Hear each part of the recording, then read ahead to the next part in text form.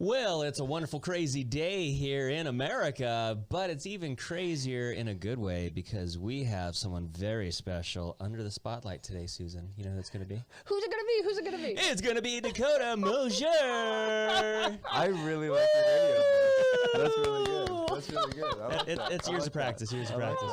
That's good. Greetings, Signature Studio Spotlight Series. This is the Bald Guy in the Red Tie. John Butler, your favorite bald-headed red tie wearing show host with Susan Ebert and Dakota Mosier.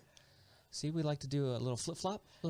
What's he doing? What camera are we looking to? I don't know. That's good. That's good. I'm not even looking at any cameras right now. Yeah. What's going on here? What do I do with my hands? Right, exactly. You know what's funny? It's like I was thinking that when we were going to come in here, I was like, what do you even do? Do I just Okay, like... I like that shot the best. Look, it's just, my face is What's this on? microphone. Your face. And look, I'm perfectly in the middle of it. Oh, this is great. Oh, there it goes. Camera one. Too many cameras. Too many cameras. Well, Susan, I'm excited today. Yes. Because there's definitely a strong sense of the spirit with this one. Yes. The force is strong, as they say. Yes. That's my favorite movie series, I too. know. I'm pulling in all the ingredients, man. Yeah. I'm like a chef. Yeah, no evidence You're like either a on his prominent arms or man. anything. Yeah. You know. Oh, I thought you Yeah. were saying like get your arms off the table. No, I was like, oh, but I feel so good. Yeah. I feel so in my element. You're relaxed. That's it. Oh. But ladies and gentlemen, today we are here to put the spotlight on Mr. Dakota, which, first of all, that's a fascinating name, so I want to know all about that. And we're also going to be talking about his real estate career. We're going to talk about how he came to the Signature family and all the other things that are going to open up out of these conversations. I'm with it. You're pretty articulate, so here we go. So we'll start off with the name. Where did Dakota come from? Is there a background story to that? Dakota. So basically, like I'm related to a cowboy that's in the Cowboy Hall of Fame. I'm just kidding, but for real, for real, there is a cowboy named Red Mosier that's in the Cowboy Hall of Fame. He's actually I'm a descendant, so it's kind of cool. But no, my parents wanted to name me Cody. So if you hear a lot of my sphere, a lot of people call me Cody. So that are like when I go to lead worship, they're like, "Hey, Cody Mosier's here with us." So they wanted to name me Cody. My mom was like, "That doesn't look professional on a desk." Oh. You know? And then she was watching a soap opera, and I guess there was this guy with like dark hair and blue eyes that was like ridiculously good looking. She's like, my baby's gonna be ridiculously good looking, as you can tell. She spoke truth over you, man. Yeah, and she was like Dakota. And his name was Dakota on the show, and she was like, that's the name. And then they snubbed it up for Dakota, and then my nickname Cody, K-O-T-Y. So Very cool. Yeah. I love it. It's awesome. Mm-hmm. Yeah, it's a good name. Yeah. Well, we are obviously here under the spotlight to put the light on you here because you've had a tremendous career, and I didn't realize it's only been like 6 months. Yeah, he's new. Yeah. He's new to the game. Yeah. And he knows how to play it. Yeah. Yeah. Like, because you know when some people, they wander around the office, they look lost and scared like a little puppy kind of thing? I He remember doesn't- when he was doing that. I was doing that for sure. Well, every time I see him, he's like on the phone. He's like, yeah, I'll meet you at 10 o'clock, all right? I'm Yeah. like, okay, wow, He was having things going breakfast on. with his wife. Yeah. July 2019, what was it, August 2019 when I came in just after, like literally the day after my little honeymoon, I came in and signed all my paperwork. And then Susan just never saw me again for 6 months because I was too scared. how it works. I was scared. Yeah. I was scared. It's part of the Scared. process. Yeah. Yeah. So let's get into it. How did you get into real estate? Because I'm sure you didn't just wake up and you're like, I'm going to be a realtor. So how'd this No, happen? actually, I was in sales, and so I was working for Quiet Cool, awesome company right up the street, actually. But I was working for them, and I was doing inside sales. I was doing in line to do outside sales, and going around and going to talk to people. Hey, you want to be a rep? You want to be a dealer? You want to be an installer for Quiet Cool? And it was cool. I thought I was going to be there for forever. And as we started going through, I mean, I just kind of, I guess, started feeling like there's more to life than this, you know, and you start seeing like the salary cap is coming and the sales job position that I wanted wasn't opening fast enough, you know, and like, it's just like every corporate job, you know, they promise, especially when you're in it through the growth of the company, you know, it's like you get promised a lot and sometimes it just doesn't go that way as the company unfolds. No fault to anybody. It's just, that's the way the cards fall, you know? And so I'm sitting there one day and my wife was following James Shelby's wife and her Instagram, you know? Yep. And so Alicia. she started seeing James Shelby and she was like, look at this guy.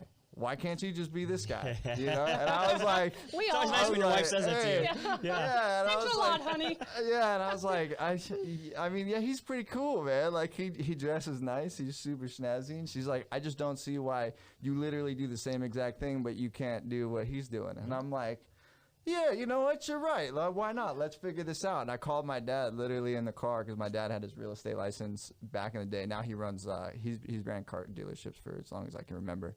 But he goes back and forth sometimes. And he told me the school and stuff to go to, like some online course you go take, and they'll give you your real estate license, and they'll train you on how the business works and everything else, which is a total sham because you don't deal with any of the stuff on the test or that you go through school for. None of that even applies unless you're reading a contract. Yeah. Right. And but yeah, so he sent me that, and I went through that. I feel bad now that if word gets out there, I would go to work and I'd be on the phone or doing whatever, and I'd be sitting at my desk answering tech support calls and little calls, and on the side doing my schoolwork and stuff right there. And so I got my license. I went over to Keller Williams, signed up with them because I was just like, oh, they promised training and stuff like that, and I was like, that's what's up.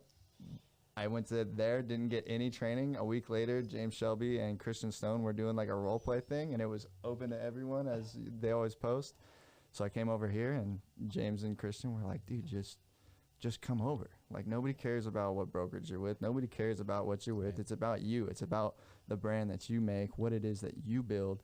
It's about you. That's what they care about. And at least here, like, Susan has the best setup for agents. If you're trying to, you take none of my money. I'm surprised this place is even in existence right now. Like, do you even charge me to be here at all? No, I just love people. But it's kind of nice, you know. And so seeing that, it was like, all right. So I jumped over real fast.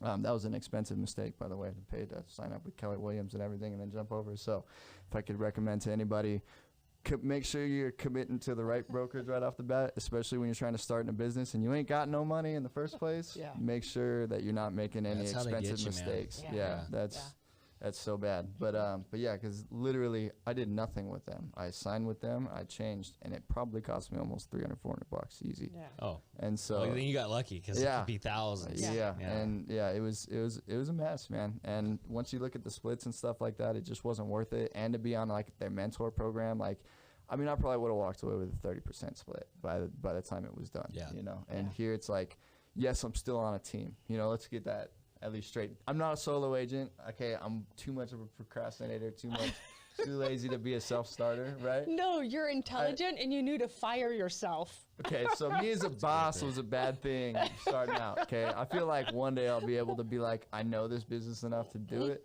Maybe, but I really like working with. I'm with Andrew Lewis Holmes, and Andrew and Justin are just You have a awesome. fantastic team. Yeah, You really do. it's one of those things. Like I came and I was like, yeah, you know, I'll learn how to do it. I'll break off. I'll do my own thing. I'll boom, be an awesome agent. And all of a sudden I work with them, and I'm like, dude, these guys are awesome. Yeah. Like I don't even want to. I'd rather try and negotiate a better split than go out on my own because they're just fun people to be around. Yeah. You know what I mean? Yeah. And so so that's cool. Well, and then you find out that real estate isn't easy. Yeah. Oh Yeah. my gosh. I mean, when you dive in, I don't think it's easy. I think it's a lot of work. Well, I mean, I think it's not fair because like YouTube, they tell you it is. You know what I mean? They make it. They tell you a lot of stuff, man. Like, hey, dude, you don't even gotta call people. You don't even gotta cold call. Do you hate door knocking? You ain't even gotta door knock. You hate texting people? You ain't even gotta text. You want money just to fall in your pocket? Just pay for my seminar, man. Just pay for my seminar. Do what I tell you to do, and you'll be just fine. The hawks and sharks that are in this industry, I mean, they prey, and that's why there's an 88% failure rate within the first 2 years of agents, because they get in, they get fleeced by all these gurus and like, oh, buy my system, buy this product. Oh, you don't want to do this? Okay, well, you got to buy this then. And then pretty soon you're $30,000 in debt when you didn't have any money to begin with. Whereas I think the way that this system's set up is through partnerships, relationships, and then, you know, training, mentorship. And it's just the better way to go. Yeah. I see people come here and they just succeed. Yeah. So. Yeah, and especially when you get with a team like our team, like we do, they pay for like the Tom Ferry coaching and stuff like that, and get you the scripting and everything else. Because when I was by myself, I was looking into coaching, and I'm like, man, I can't figure out how to make money, let alone pay for this coaching, because Right. coaching's expensive. It is what it is, you know. But you get plugged in with like a top tier team that's actually like a producer, and like you get a lot of benefits for that. You know, it's like you really got to look at it as, oh, I have to give you 50% of my cut or whatever, I have to give you half of my money. If you just switch the paradigm and be like, I'm paying for training as I go, Right. rather than all up front and hopefully it works. Right. Right. Yeah. It's a total difference, and it changes the way you look at it. But I mean, to me, that rocked my world. But Well, and so let's talk about this past 6 months. You got into it. You joined the team. You joined here at the brokerage. You got to hang out with Miss Fun Susan Ebert over here. But then he disappeared. Oh, did you? Okay. Yeah. I didn't know about this so- part. I'm like, disappeared. where's Dakota? So July 2019, I disappeared until basically a year later, almost exactly a year later, because I was trying to do real estate part-time and not full-time, and not giving it the time it deserves, thinking that I can, like I was saying, like all these YouTube people say, you can do it when you get off work and do that. And hey, I'll give it up to the people that make it happen, man. Honestly, the ones that make it happen, that's cool. But the reality of it is, like, if you aren't committed full time, like, it's just not gonna work. And that was the thing. I couldn't get the wheels rolling. Right. I couldn't make it work. And then once COVID hit, you know, quite cool. Where I was promised a job, where I was promised a career for forever. We're gonna retire out of here, you know, like that kind of situation. It felt like that was gone. All of a sudden, it was like, hey, unfortunately, we have to make the business move, and you've been here a long time, and they, you know, it's dollars and cents at the end of the day, and sorry, bro, but you got to go. Yeah. And lucky for me, I got blessed enough that that stimulus came out. You know, Yeah. I'm an unashamed stimulus baby right now. Okay? I know a lot of people were upset about that when it went down, and everybody's like, stimulus baby. everybody's like, what do you mean you're making that much money to stay home? Like, all my tax dollars are going there and blah, blah, blah. Hey, yeah, unashamed, man. Like, I paid a lot of money into that unemployment for a long time. And when it came back to me, I just want to set the record clear, though. I didn't sit around, okay? I literally I probably sat around for a month or two, and then I talked to, once I found out that I could technically, as long as I don't show profit, I can work, you know, but the second I show profit, then I have to get off of it. And that was my tax person that told me that. And, but yeah, so I talked to you, and I said, hey, what teams are hiring? What's up? Like, I need to get on a team. I need to figure this out. Got plugged in with, I talked to Jimmy Mochi, I talked to Justin Bringus, I talked to everybody.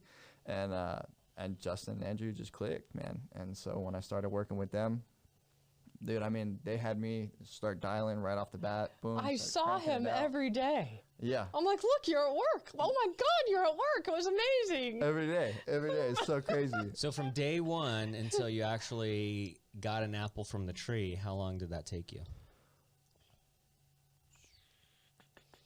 From when you started July. So it when you took me started 30 from the days. team and then got a deal. It took me 30 days. That's Yeah. incredibly fast, actually. Yes. Yeah. So it took, Yeah. but it was. But you put in that work though to make that happen. I put in mad work. Yeah. I was the guy that was trying to make 100 calls a day. You know what I mean? I was like, dude, we got to do this. And Justin was like, but if you make 100 calls a day to nobody, you're wasting your time. Like, let me help you and guide you a little bit and show you what's up, you know, and show you how to really start navigating this business. And it was good to have like that crazy work ethic, you know.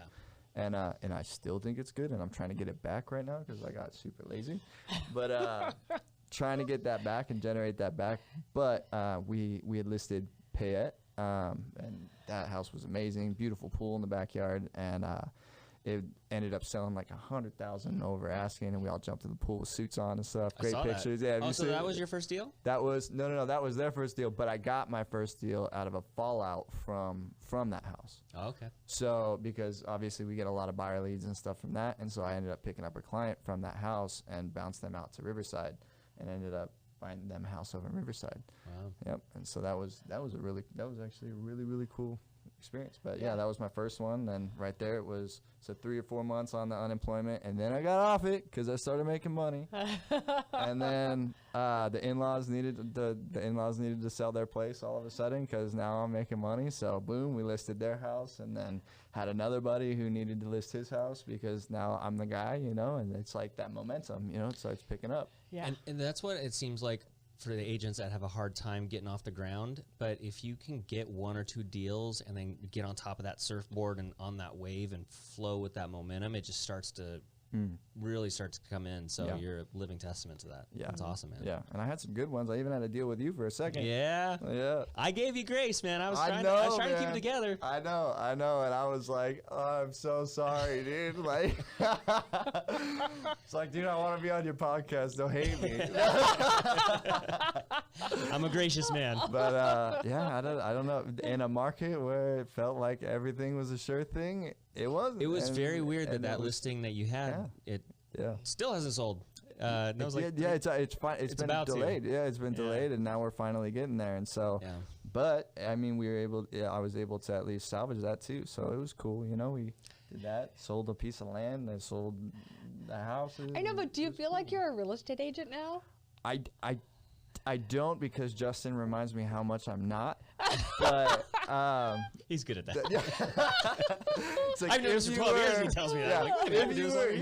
If you know what a real estate agent does, that's what I'm like, oh man, okay, so I'm not a real estate agent yet. You know what I mean? It's just like my buddy Matthew one time put it, you know, like I say I'm a Steelers fan, and he stopped me in my tracks. He goes, your favorite team is the Steelers.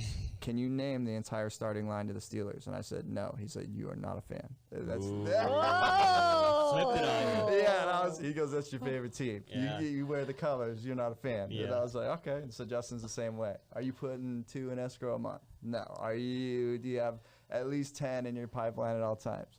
Okay, call me back when you're a real estate agent. Ooh, drops it like it's hot. That's good. You know, you need that. You need those kind of challenges because, oh man, there's been times I go home and I'm just like telling my wife, I don't know if I got this. You know what I mean? Like, I don't know if I got this in me. And I've been doing this for 12 years and I still have those moments. Man, this business, it's the up and down. 15, same thing. You go home, you're like, you know, there's those days where you just conquer the world, you slayed all the dragons, you conquered the mountain, you did all those things, and then the very next day, I noticed a performer will come over, and you're just like, oh, what did I do? And like you feel the shoulders quiver up like this, dude. Stomach hurts, you know. You gotta make that call that you don't want to make, you know. You're going to bed an hour earlier every night, and you don't know why. It's just because you want to cry yourself to sleep, you know. It's like, why are you in the shower so long? Nothing. It's nothing. And there you're kind of trying to get your self-talk on. You're like, I'm good at this. Listen to Zig Ziglar as you're going to bed. Yeah. So it's rough, man. And like what I think, and the other hard thing is like not giving into the excuses. Yeah. Like, oh man, like this year it was hard for me to be like, okay, well, you know, it is an election year, and this is the biggest election ever, and there is COVID, and there is, you know, like there were a lot of good excuses this year. There always will be, man. And there was a lot of good ones to be able to be like, nah, you know, it's not me, it's this. It's not me, it's this, right? And then in the midst of that December, I got 2 escrows. So I'm like, okay, so one of my better months was in the midst of excuse month. Right. When everybody checks out, I put 2 in. You know what I mean? And it was like, dude, you just can't stop, man. You can't stop in this business. It's crazy. You have to literally, even in those nights when you're sobbing in the shower, you got to wake up and do it again. Put on your brave face. That's it. Go back out. It's why we wear fake eyelashes. I know. You can still see them. They're good in the morning. Always looking good. Well, so that's been an interesting journey for the past couple months. So I think you're off to a good start here. You're on a great team at a great brokerage. So let's shift gears onto more of a personal level. Sounds like you're kind of an instrumental guy. Right? Like playing with banjos or something like that? That kind of instrumental. Yes. It was a monumental. I don't know. It's one of those words. One of those. But yes, I love playing guitar. Still not that good at it, but I love playing guitar. I play guitar, bass. I dabble in keys, and I sing. and not good, but I sing. We could have some great campfire nights or bonfire nights and stuff. But yeah. No, he can sing. And it sounds like the song. Like it was a real amazing. song. Yes, Yeah. yeah. What was the song that I was singing? It was You had two songs. You did It is. two. What is it that? This is amazing grace. See? This is unfailing love. I'm not gonna go anymore. I'm gonna embarrass Yeah. myself if I keep Yeah. going. But That's the clip we're going to play over and over again. yeah, I know, right? That's yeah, gosh. But no, but like I was telling you earlier, I mean, I'm good at. I think I'm good at bringing energy, and Yeah. so like when I got into leading worship and stuff, because I've led worship now for like 9 years, going on 9 years. But yeah, so leading worship is that's just, man, that's my passion. That's what Yeah. I'm called to. You know, it's like, good or not, man, like that's what I'll do. You know, and I like what Susan said. You just got to make a joyful noise. that's it. dude. Joyful That's noise? me Yeah, doing yeah. worship. Yeah, that's So you it. know how to do it. Yeah. So God designed you for a very special purpose and gift, and gifted you to do this. Yeah, Yeah. yeah, and my buddy Shane always kind of picks me up and has to remind me of that, because like I get so caught up in the bills and everything else, you know, and trying to make the money and trying to do this, and as much as it's good and we need to do it, because then we can support the kingdom and we can help build and we can help do these things, and we can send missionaries places, and we can start churches, and we can do these things, you know, as much as that is a call in itself. Right. There's just this part of me that is like, oh, dude, I'm a worship leader, man. That's what I do.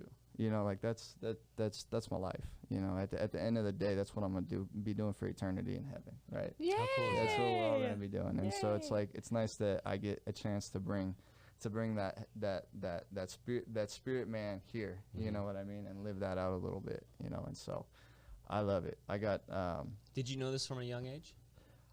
my dad did. My dad knew that, because I didn't really know much about it. I thought I just liked to sing. You know what I mean? I just I remember being a little kid and singing Matchbox 20 songs and stuff like that. And How old are you? well, I'm 29. Okay. Gonna be 30 in April. He's just a baby. Little boy. Yeah, but I'm talking like 7. Like I'm 7, and my dad used to take us to the Vineyard, which was like big for worship and stuff like that back in the day, back in like the 90s and the early 2000s. And I think they're still big, to be honest with you.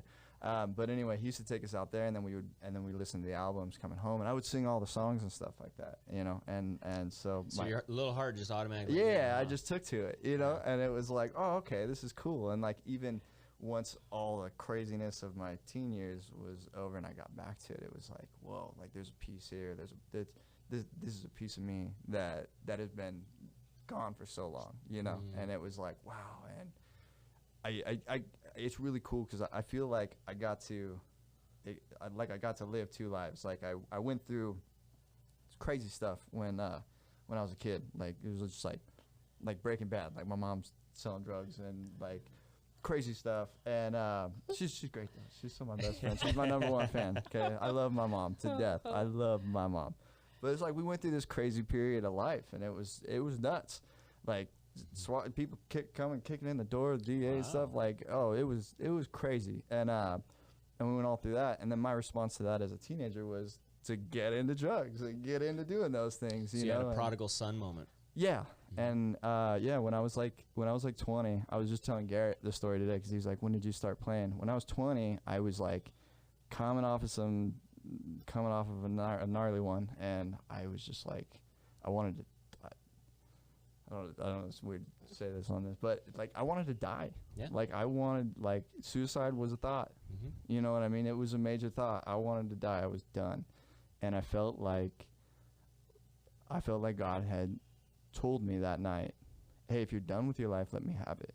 Right. And I was like, Ooh, I like that. yeah. And I was like, what would you do with it? You know what I mean? Like, and I was like, what would you do with it? And I literally, like, I felt like God gave me a vision that night and showed me playing a guitar in a stadium full of people. And it was, and I just had it like burned in my mind of like, this is who you are. You know what I mean? Like, this is the person that you are.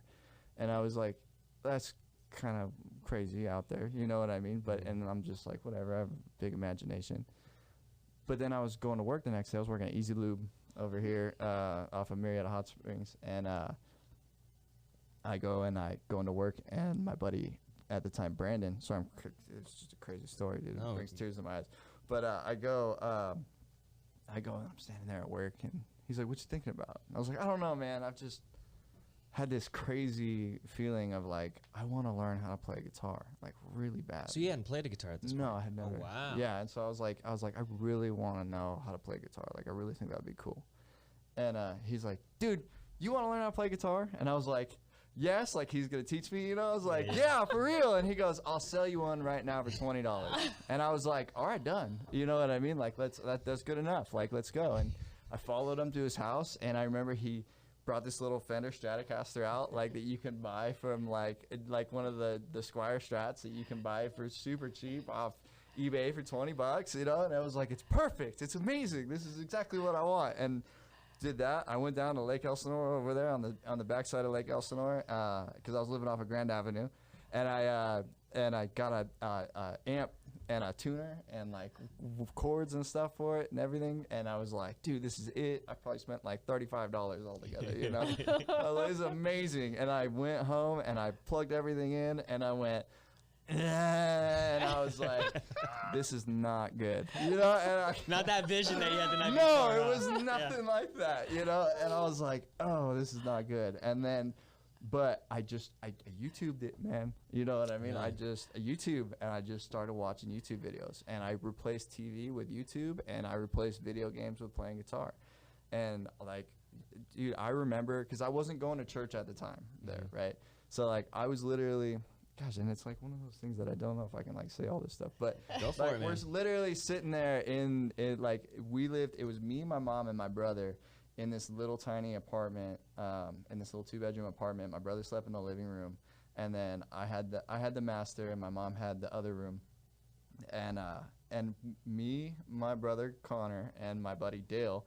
We would sit there and we would smoke bowls, and we would rotate on Xbox, and then when it wasn't my turn, I would play guitar, and I'd practice guitar, and then it would go around, and like and that's what we would do. And for like 4 months, all we did was just sat there, and just that was what we did, because at the time I was having seizures and stuff like that, which, by the way, I got diagnosed with epilepsy at like 20.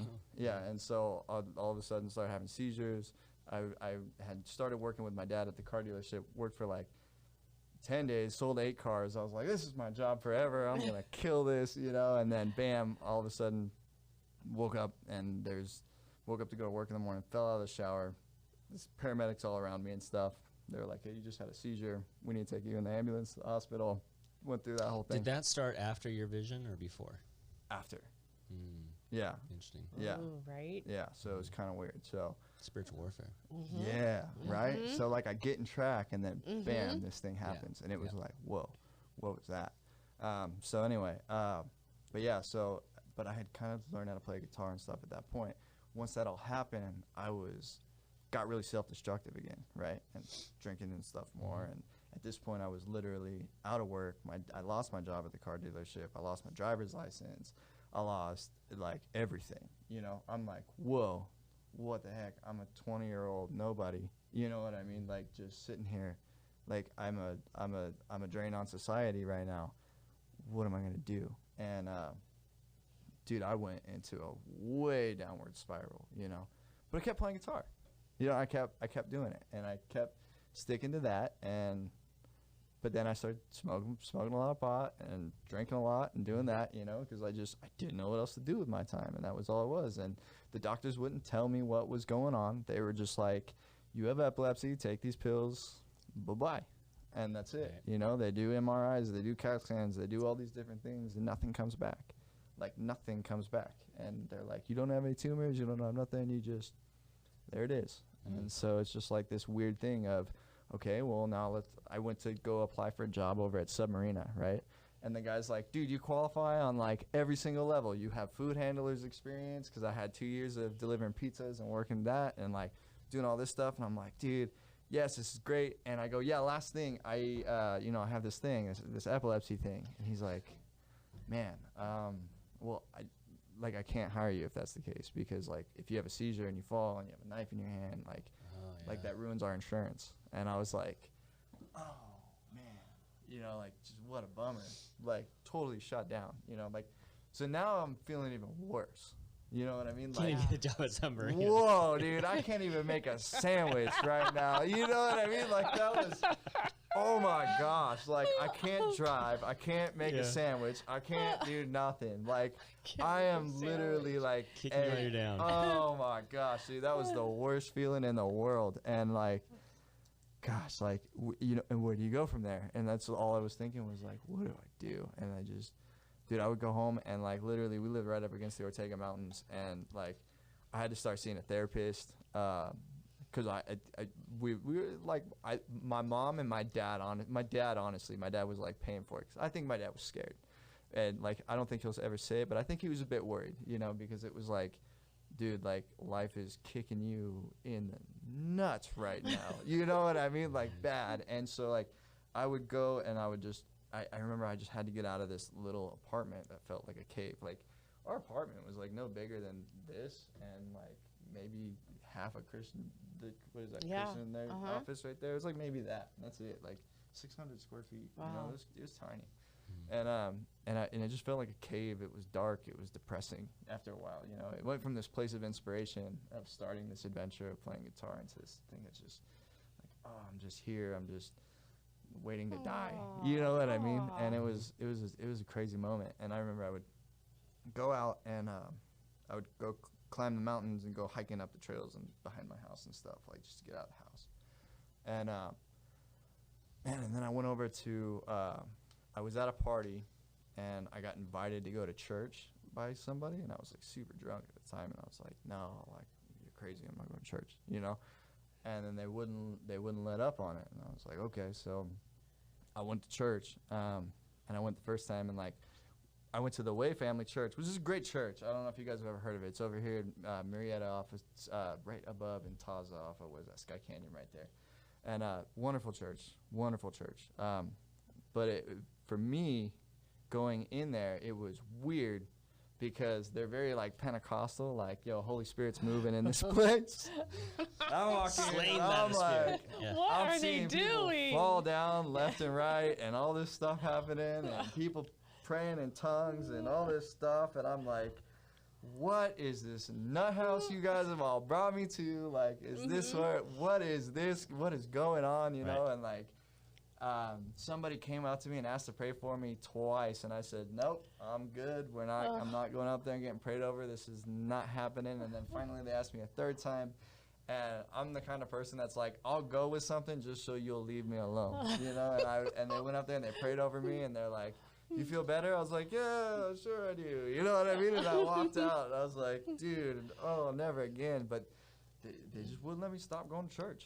You know, like the people from the church kept trying to pick me up, you know, and like, hey, get plugged in. You need to get plugged in. You need to get plugged in. And I was like, dude, and like my buddy Shane was just a huge influence in my faith, because like he was just a connector for me. He was like, dude, what do? Do you play guitar? And I'm like, yeah, I play a little bit of guitar. He's like, fine, then you're gonna hang out. He's like, let me introduce you to all these guys in the band, you know, and I meet all the guys in the band, you know, and like at the time I was like, you guys are like phenomenal musicians, you know what I mean? Like, this is like, I don't feel like good standing here, you know, like it's almost like being a baby agent, and you walk in and you're like, whoa, like these guys are making $300K. They know what they're doing. These guys actually know what's up, you know what I mean? And then you get here and you're like, no, you don't. But it was just, no, I'm just playing. You're a very smart man. Oh, that was geared at me. No, just. You didn't even know to be offended. Yeah. See, I'm not that bright. I was just playing, but it was kind of that feeling of like, oh man, like you guys are like real musicians, you know, and and they told me, hey, you should come to the first practice, you know, like you should come to you should just come to the practice and hang out. And so I went, and I brought my guitar and stuff, you know. I felt like 8 years old at school, you know, like I didn't want to open up my guitar case. I was like, no, like you guys have like money invested in your stuff. Like I have this $20 guitar in a box basically right now, like. No way, this ain't, I feel so out of place. And, but they just, you know, church has a way of welcoming you in, you know, and the body has a way of welcoming you in and making you feel like it doesn't matter. Like, you belong, and we will teach you anything that you need to know, and you belong here. And that was the best thing that I loved about going to the Way. They had a very, very good culture of like, you belong here, and that it was awesome. And so I started playing with them and jamming with the people that were there and stuff like that, and they started teaching me little things here and there, and then they had me start playing rhythm guitar and stuff, and just kept playing and kept playing and kept playing and kept practicing, and then I was like on fire because I'm like, now I'm in a band. You know what I mean? Like, do you remember your first moment actually playing in front of the congregation or the? Yeah. And I couldn't stop jumping up and down because I was like, I better show a lot of energy if I suck this bad. You know what I mean? Like, I better like do that. And like my pastor even was like, you gotta kind of tone it down, man. You know, like you gotta bring it down, man. And I was like, all right, and I still didn't, and it was bad. And my energy level is still like high when I get up there, but it's just because of one of those things. I guess it was just. You know, you have this moment where you're so low and God shows you something so great, and you take one step into walking in that life, and you just can't, it overwhelms you. You know what I mean? Like, you can't go back from there. You know, you're just like, I know for you guys it's stage presence. For me, this just saved my life. You know what I mean? And that's testimony. Like, that's crazy. And it's just, man, and like, and that was just kind of like the reputation I got known for. Was I had a lot of energy and I had a lot of these things, and I had this honest, genuine heart of like, dude, I love this. You know what I mean? Like, I love worship. I love leading worship. Like, I want to grow in this because like, it just because of that. Like, dude, Jesus and worship. It saved my life, dude. You know, That's beautiful, man. And dude, like that, and yeah. So I love it. It's a part of me, and it's a part of who I am and stuff. And I love testimonies like this. I know, right? Sorry, I don't know if I'm like jumping on. No, that was a beautiful no, statement right there, man. Good. That was pure and from the heart. Because you know, and that's what's beautiful about the show that we do is that we're put the spotlight up on people, and it's not to glorify their ego or how successful they are. What we're interested in is the backstory. How did you get to this point? And it's nice when someone can share directly from the heart and soul, and just have pure joy about it. You know, like I'm just sitting here watching you. Like every time he smiles, his eyes squint. I know. He's happy. I know. He's happy. Just joy. Happy face. Yeah. Pure joy. I know. Makes me smile. I know. All right. Well, I know Susan's got some questions for you, so we'll start the Susan segment here. My turn. Yeah, go for it. Okay, so when did you get these tattoos? I got these tattoos once I had actually started going to church and stuff like that, and I was like, oh man, like I thought I wanted something cool because I was in the band and stuff like that. I'm not gonna lie, like I justified it with a Bible verse and stuff like that. I think everybody does, you know what I mean? But it's just kind of like the trendy thing to do, and so you get it, and you're like, I don't regret them. You know what I mean? I don't regret them. It says Alpha and Omega. Yeah, and awesome. A lot of people are like I'm known for it. You know what I mean? Yeah. The crazy story is like my wife wrote a book when before we were together. She wrote a letter in a book, and it was describing her future husband and her talking to her. I wanted you to tell this story. He has the best story, but first you have to say how you met your wife. Okay, so I met my wife like 4 times. Is that good? You had to meet her 4 times. That was exactly it. I met her at some small groups and stuff like that, and I met her once, and they had brought up my seizures, and she was like, "Oh, my brother has seizures," and we talked and stuff like that for a second. I was like, "Yeah, I prayed for you," and that was it. And I kind of like left it, you know, like. Obviously, she was like super cute girl, you know, but at the time, like I was saying, I was so focused on like the music thing, and like I was like, this is my call in life, man. Like this is it, you know, like no distractions, no nothing, you know. I was like blinders, yeah, I met her, and I thought she was totally cute, but I didn't really like remember her. And like the next time I seen her, I saw her at church, and she was like oh, hey, she comes up and we're all standing there, me and my buddies, and she comes up, she's like, hi, gives everybody hugs, skips me, goes to the next person. And I'm like, oh, okay, like, whatever, no big deal, you know. And Not awkward. yeah, nothing at all, you know what I mean? And like, little did I know, she was in a relationship at the time. She didn't want to hug me because she liked me, and she was in a relationship. She felt bad. Anyway, she ended up, and then after that, it was 3 times, because after that, I was getting ready to go lead worship, and because I had just started at Centerpoint's satellite campus in French Valley, and I was the worship leader there. My buddy Justin was the pastor, and so I was getting ready to go to go lead worship one morning, and I had a seizure, right? And I fell off a thing. I dislocated my shoulder. I bit through my tongue. Yeah, I couldn't talk. I was talking like this like the whole day and stuff, and it just like my tongue was swollen up, my mouth, the whole inside of my mouth's all chewed up. Couldn't lift my arm up or nothing like that. And so I didn't even end up going to church that day. I called the pastor. I was like, we got to figure something out. You know, it wasn't even me. My roommate, David, called and was like, we got to figure something out. Like, I'm taking him to go see Tony Giordano, because I don't know if you guys know Tony. He's a real estate agent, really good one. Trying to get him here, Tony. But he's a he's an ex-firefighter and stuff like that. And so like they took me there, and he came over, checked me, did the whole 9 with the flashlight, all that kind of stuff, and told me I need to get back on my medications and stuff. And I guess Monica came up behind me and she prayed for me when everybody was praying for me. And then we went to lunch right afterwards, and like I couldn't even talk or nothing. And like when I have seizures, like my mood swings are terrible. Like I go straight to mad, depressive, like crazy mad, right?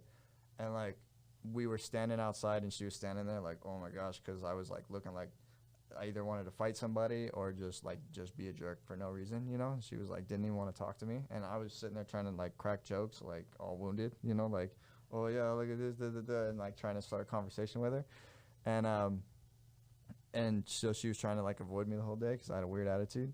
But then the next time I saw her, we were at small group, and she was like, how you doing, you know, and we started talking, and I don't know, man, it was legit, and I was trying to act like I was too cool to hang out with her. You know? Oh my gosh, the boy in the band. And but at the end, we had talked about how I need to cut caffeine out and stuff like that because of the epilepsy and stuff. And I was like, hey, I can't ask you to coffee because obviously we talked about that, but you want to like go get some juice or something? and she was like, yeah, I'm totally down. And so yeah, we ended up going to Intaza and hanging out, and she ditched her women's class to come hang out with me. She's like, I'll meet up with you for an hour before this, like the women's group, and then that's that, you know.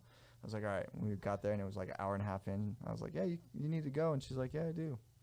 I was like, so anyway, you know, yeah. That's what we do. We needed an out just in case we needed it. And so, and like at that moment, exactly that, you know, like I knew it was an out, and then exactly at that moment, I was like, oh no, you're in this. And I was like, you want to go grab dinner? And she was like, yeah. And so we went over to BJ's in Temecula and had dinner and stuff and hung out and just totally hit it off. And so what was this book about? Oh, wait. Okay. How did you ask her to marry you? Okay, so and then I asked her to marry me. Oh, I sang her a song in my backyard. Yeah. Oh, you saw that? Did you? So I sang her a song in my backyard. I had my keyboard player at the time come over and play, and I like sang wedding a song. singer status. Oh, yes. Yeah, kind of. And then I played guitar and like sang, and then I proposed to her, and like I had everybody hanging out around the corner and stuff, and her whole, and like all of our friends and stuff came running out. There's like 50, 60 people in the backyard. Jeez. This was pre-COVID, you know what I mean? When social distancing wasn't a thing, and then so everybody comes out as like a big surprise thing, and then we had food and lunch and all that kind of stuff, and then we got baptized there that day because my pastor came too, and so we got baptized together. Wow, walking that's into a big our day new for you, life. man. Oh, I it was know. great, man. Yeah. It was great, and so we did that, and then we snuck off to go get married, and because the guy who owns Quiet Cool, Dana Stevenson, he's actually a registered minister, and he's a good friend of mine. I've known him and his whole family since I was a little kid. And so his daughter Tara was like, go up to my dad's house and get married. You know, like just get it done. So that way you guys don't gotta worry about living in sin, nothing like that. You know. I'm sure you were eager. Yeah. Yeah. Yes, and so and plus, yeah, but yeah, eager, definitely eager, definitely eager. But we'll just leave it at that. But yeah, so anyway, so we go up there and we got married and stuff, and I actually liked that wedding better than our big blown out wedding, because it was just us. My mom flew out from Missouri and stuff for the night, or for the day, like literally just for the day to be there, and like it was just family, tight, short, and so she gave me a book. Now we're to the book. She gave me a book, and there's a picture of me reading the book on her Instagram, I think. And in the book, there's a letter that she wrote to her husband, right? And this was like, she had been writing these letters for years, right? Of like, one day I'm gonna get to hold you, and all these kind of things, and you know, I can see you now. You know, you have like dirty blonde hair, and you know, you're tall, you're at least 6 foot, you know, like you're over 6 feet tall, 6'3", and just like little details. And she's like, I can't get over, there's like some oil marks or something, like you work on cars or something on your arms, like right here on your forearms. No way. Dude, dead on, man. Dead on. So she wrote this before meeting you. She never even knew me, guy. And then you had those tattoos before yes, you met her. I had these tattoos. And she was writing when I was letters to 21. her future husband. I was 21. Yes. I met my wife when I was like 27, right? Wow. Yeah. So like, yeah. So she wrote it all down, like crazy stuff, and I'm just like wow. it's something about, dude. It's something about. She read this book called "Write It Down, Make It Happen." You know, and she literally was like, I'm going to write letters to my husband, and I'm going to have my husband. Wow. And voila. You know? Here I am. Here I am, just like that, you know? Jeez, man. That's an incredible story. I know, Yeah. but can you imagine at your wedding, your wife giving you this book, and it's all the letters, and you read it, and you're the person that you were hoping and wishing and praying for? And just the I fact that think the it's so letters beautiful. predate even knowing each other. Yeah. Because it's not like It's reverse not like- engineering, yeah, you know? no, Like, it's not yeah, like, it's about you. It's not like I said, because Yeah. like I gotta Yeah. make sure that's disclosed. Like Yeah. she skipped me in line to give hugs that one day because she liked me. It Yeah. wasn't like after that, you know, or around that Right. time. It was like way before that. You know what Yeah. I mean? It was That's like, incredible. Did she Yeah. write about her previous dating? huh? Did she write about previous dating? I feel like you told me part of a story where she had written a letter and she had gone out with someone or something. And Oh it yeah, was- okay. So she had whoa. Anyway, am I still good? Cool. But anyway, so she had written these letters, right? And it was before me, so she was like dating and stuff, and like she found a guy that fit the description, right? But she was like, I will give you these when we get married, like if we get married, you know. And he was like, no, just like let me see it. And she was like, no, I need to protect this. You know what I mean? Like, no, this is. She knew it wasn't him. Huh? Yeah, and it was Yes. weird. Yeah, and sure enough, they broke up. You know what I mean? Like right after that, and then she dated another guy, and it was like he didn't line up with any of it. And she literally was like, she was like, I knew I wasn't supposed to be with him because he didn't line up with the vision that God had shown me. Right. Isn't that insane? Whoa. awesome. She's like, but I love did this. it because. I want every girl to do this. Yeah. Yeah, she's all. I Yeah. did it only because, like, she wanted to have. She whatever. It was at the time, like that's what she knew it wasn't gonna last though. She Yeah. knew it wasn't for real, and then all of a sudden she met me, and she Yeah. was like, boom, to the T, like to the T. Yeah. From personality, everything, you Yeah. know, and it was just like, man, it's crazy. It's so crazy. Like, How did that make you feel when you read it and there were previous people in that book and it was you all along? Like, was that the best present? yeah, because it made me feel like I belonged. Because I feel like my whole life I was always that kid that wished I was part of the group. You know what I mean? And so Oh. like to feel like, whoa, like I was somebody. I'm somebody prayed for. You know Yeah. what I mean? Like that Yeah. feeling of like, wow, that's Yeah. insane. So yeah, it's real love. So So how long have you been married? I've been married for a year and a half now. Yep, and I love every minute of it. I know some people are like, oh, you know, it's nothing different. No, it's 100% different, 1,000% better. I love my life. I love my wife. 100%. Not saying that for Facebook either. I'll say it here 100%. And like straight up, like I love my wife so much that like I'm like awkward. Like other girls walk around out here, like some of the other real estate agents, I like look down when I walk by, like 100%. I'm like, I do not want to dishonor my marriage in any way. I love my wife. Like I love my wife. Yeah, yeah. So That's how beautiful, many man. kids do you want to have? 4. Yay! Yes. Yes. Be fruitful and multiply. Quadruple yourselves. Yeah. Exactly. Do you want boys or girls? I think everybody prefers boys. But All boys. I'd be prefer happy. Boys? I've always been. I had the thought of like I would be happy if the last one and the youngest one was a girl, Okay. and the rest are all boys. I'd be Do you have happy any with that. names picked out? Yeah. So Monica is from a Mexican family, and they're big on juniors. And so if it's a boy, if the first one's a boy, it'll be juniors. It'll be Dakota Alexander Mosier Jr., Oh. DJ. aka Coda. Uh-huh. And then if it's a girl, we really like Sunday Grace. Oh. And then we decided, since there is a chance that she may have black hair and blue eyes, if she has black hair and blue eyes, we're calling her Wednesday. And it would be born on a Wednesday. Yeah, Should be born on exactly, Wednesday, yeah. exactly. You know, Oh, but that's we're both awesome. into like the punk rock scene and stuff like that, You and are? like the whole like gothic thing, and yeah, like black is her favorite color and stuff. So like, if we have a little girl and she's got black hair and blue eyes, she's Wednesday Addams all day. Wednesday Addams Mosher. Okay, favorite color. Favorite color, blue, definitely blue. Favorite car. My old '93 Toyota pickup truck. Straight up. I like the way you went to the past instead of the future, Mhm. like Ferrari. I You would did buy the- it again. I Really? would buy. I'm not a car guy. Yeah? I'm not a car guy. My brother-in-law has a 6'4" Impala. Beautiful thing.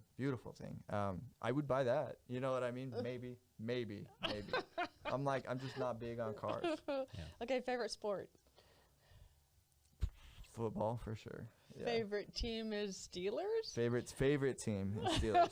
Not a fan Not yet. a fan though. yet. Yeah, yeah. I'm working towards fanship. Do you want to be a fan? I want to be a fan He so gave bad. you a goal, didn't he? He gave me such Go a big now, goal. I You know don't where even I know. As stand. soon as he did that, like he even printed out for me the roster, and he was like, "Get to work." And That's I was- awesome. Oh, Favorite kind of food. man. Favorite kind of food. Jeez. I like all food. But I mean, I'm a sucker for Del Taco, man. Mhm. Yeah. Their cheese is the best. Oh, dude, the half-pound bean and cheese burritos, and you get them bold with like the French fries in them. Yeah. I thought I I'll spend, thought I was the only one that did no, that. And no, they have the best no. fries, Yes, too, for they that. do, and they shove Oh. them in there, and it's like whatever sauce is in there. And your and heart's like, yeah, exactly. Like you move slower when you get home, and you're just like, oh man. But like you get out and you're so full and like full to the brim, and you're like, how much money did I spend? $3. Okay, I'm good with that. I can live Billy with that. calls it, I just had a big bag of I hate myself. Oh, dude. I love that Dude. term. Hey, Billy, I love it when you hate yourself, bro. Tastes so good. Tastes so good. Okay, favorite thing to do with your wife. Favorite thing to do with my wife. Besides that. Oh, man. Oh, Hey. yay! Heavy, man. It was him who did it this time, not me. Yay! Gosh, it's hard. I like going. Honestly, I like driving in the car with her. We do a lot Wow, of. That's usually a spousal thing that they don't like. Yep, that's a good marriage right there. No, yep. like we like going places. You know what I mean? Like something about driving. Like we'll just drive. Like we'll even like go to stores because like I hate shopping. Gosh, I hate shopping so bad, and she loves it. But like I love being in the car with her in between places. But I hate being in the stores. You know what I mean? And so yeah, I like driving with her and stuff. Yeah, because we can't go to the gym together. We kind of clash on some things when it comes to working and stuff like that. Like moving furniture. No, we don't do that together. You know what I mean? Like there's no. It's good that you know. Yeah. There's some things where it's like, okay, we just can't do this together. You know, like I love you in every way possible, but me and you don't click on this. Yeah. Yeah. Yeah. Okay, where do you see yourself in 5 years? In 5 years, And I say this in your career. How many babies will we have? 5 years, we're gonna have four babies for sure. Okay. I told Monica, I'm like, you're pregnant for the next 5 years. We're knocking this out because I'm already 30, and we need them all to be in the same vicinity so they leave at the same time too. That's very logical, actually. It really like that, is. yeah. God, if I had a do-over, yeah. But 5 years from now, dude, I mean, killing it real estate wise, you know. I mean, I would like to be running my own team and stuff like that, but it really depends. I mean, I'm really in love with my team right now. Like it's hard, man. It's really weird when you get on a good team, because you're like, my 5-year goal is to be a top producing agent, have my own team, and and then all of a sudden you work with people that you just really like, and you're like, man, we just gel. You know what I mean? And it just works, dude. Like, and it's hard to find that kind of chemistry and dynamic. And you don't have to have the textbook goal of where you have to step out of the place that you're supposed to be. Yeah. So many people make that mistake. Yeah, and part of me is just like, man, I don't know. I think that's a really good thing. So definitely, if anything, being a major leadership role on the Andrew Lewis team for sure. There you go. You know, like that would be my main thing, is making enough money to be totally happy. You know what I mean? Having a house that I'm completely proud of, and like I think having an awesome house is cool. I overlook cars, but having an awesome house is great. One built for entertaining, do some worship nights and some band stuff there, maybe a little bit of property. Small group. Yep, something like, exactly, small group, one that you can use for ministry, like a ministry house. So I see something like that in my future for sure in the next 5 years. Kids and stuff, yeah, absolutely. But one of the biggest things, trying to find a way to get my dad to work for me, because I miss it. I don't want him working at car dealerships all the time and stuff like that. Like they put in long hours. Yeah. Like 12-hour days. Yeah, and like I would love for me and my dad to be a little bit closer. You know, I had a lot of close moments with my mom growing up, and like my dad and me and my dad weren't really as close, and now we are as I get into the professional realm. Yeah. And he's talked about it a couple times about getting back into real estate and stuff, you know, but he makes killer money, you know, and so honestly, there's a part of me that's like, in 5 years I want to build something big enough to influence him to come over, you know. Nice. And I'm like, that's cool, and kind of get my family plugged back in. Okay, if you could give one piece of advice to a buyer, what would that be? One piece of advice to a buyer. Start now. Start now. Don't put off until you think you want to buy something. Start now. Sit down, have a conversation with me. Let's talk about where you are finances right now. Let's talk about what you want to do then. Let's talk about, you know, let's talk now about what you want to do then, so that way we can meet that goal. Because that's the truth of it. Is the heartbreaking thing that I see all the time, especially in this market, you know, is people stepping up to the plate when it's too late, you know, and they want to buy a house right now. How much money you got? I got nothing. Unfortunately, this isn't 2004. You know what I mean? This is, you know, there's extremely low interest rates, and there's a high bar to play at that level, you know, and it's, talk to me now. If you're out there, if you're looking to buy a house, talk to a buyer's agent now. Get the ball rolling now, so that way, either later this year, 6 months, 3 months, 6 months, a year from now, 2 years from now, you at least are moving in the right direction. Because a penny a day doubled, man, a penny a day doubled changes the game. So if we can start getting you to start tucking money away right now, then it's going to be life-changing for you and your family later, you know? That's an awesome piece of advice. Right. It's probably one of the better answers I've heard after that question. Okay, so what's your piece of advice for a seller right now? For a seller right now, call me. I'll get you hooked up with Andrew Lewis. Houses are selling like crazy right now. Just, dude, let us put it in. Let us put a sign in your yard. I promise. We'll get you 103% whatever the list price. No, I guess for a seller, for sellers, I think that the best advice to give to a seller right now is just like, take advantage of the buyer pool. You know, there's a lot of buyers out there right now. There's a lot of buyers. I had to have this conversation with my dad. My dad said, so when do you think I should actually sell? Since this is what you do, you're my real estate agent, when do you think I should actually sell? I said, honestly, your price point, Fannie Mae talking about, I heard a line on Tom Ferry about Fannie Mae bringing interest rates back up 0.25% towards the third quarter this year. I mean, that's going to level out a whole bunch of buyers. I would say list in Q2, no later than Q2 to be able to get your full money. Because, yeah, they're projecting home values are going to be up 10% over the next year. Totally understand that. Is waiting for that 10% worth missing out on these quick sell opportunities that we have right now, where you can sell your house now faster with an agent than you can talking to Zillow and going through their budget experience of selling your house? Yep. Like it's a no-brainer, man. Yeah. Good answers. He's very smart. I know. I kind of think he is a real estate agent. I just wish Even I though could Justin do this doesn't. same exact scripting on the phone. Then I would actually have some money. Hey, I think the easiest thing about phone calling is you have to remember you're just talking to another person. And we Yeah. get into this job thing where, oh, wait, this is my job. Am I doing it right? And we forget we're just talking to another human, finding out if we can help them or not. You know? You're good at conversations. I don't worry about you at all, but there's pressure, and it feels pressure when you're doing it. that's kind of my assessment of him, is that you have such a bright spirit to you, and you're very articulate, and you're smart, witty, funny, and all that kind of stuff. Thank you, sir. Sound like someone familiar. So maybe you should start your own show. 'Cause I think you should talk to Billy. He'll get you set up, man. Me and my wife were talking about setting up some kind of podcast or something. It feels like nowadays everybody has to have it. If you're in business, you have to have a podcast, video, YouTube channel. Even if it's not a podcast, it's bringing your people in here and getting your testimonies of all the people that you've bought and sold with. That's good. You know? Yeah, you have good And energy for the creating camera your- and stuff like that. So I think you'd actually do very, very well with that. Yeah. Thank you for that. And it's sir. fun to watch. Yeah. Yeah. No, and you can tell you like it. Oh, You're having fun. I can tell. I love it. Yeah, I love yeah. it. I love it. It's hard for me not to be like, this is the Cody show. Yeah. Okay? All right, so I've never done this before, but the time is running out. So I'm going to let you close us out for the Spotlight show today. Okay. So here you go. Here's your opportunity. Okay. How do we close out the show? You don't even know. All right. Look into that camera. Okay. All right. It's not as easy as it No, looks. it's is it? not. Like all of a sudden you're like, what do I? What do you? Okay. Okay, Here, give me some I'll kind give of you the scripting run through. so I know what you kind I'll of give you the run through, and then you Because I don't want to to be like, hey, Okay. thanks for coming by Ready? the Spotlight show.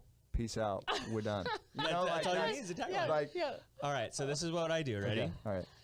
And there we have it, folks.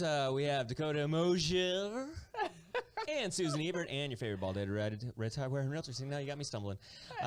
Thanks for watching. See you in escrow. Bye-bye. That's how he closes That it. was- So that's how I close it out. Yeah. That's good. So there you go. Yep. So thank you so much, ladies and gentlemen, for coming and joining the bald guy with the red tie, Susan Ebert, and the tremendously good-looking Cody Mosier. You have a wonderful day, and we'll see you next time here on the Spotlight Show. Blow him a kiss or something. All right, man. I think it's in your future, dude. So talk to Billy. He gets you set up. But great show.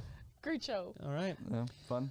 A lot of good times. That was cool. I'm sure we go on a couple more hours, but I think Billy's got things to do. Well, if you guys ever got time to kill, I'll do it again. This was fun. All right. If you guys are open to it. Hey, that's what we do here at Signature Real Estate Group. We kill time. All right, so I'll close it off for real now. That concludes this episode of the Signature Studio Spotlight Series with Susan Ebert, John Butler, the Ball Gun Red Tie, and Dakota or Cody Mosier saying see you in escrow. Bye-bye.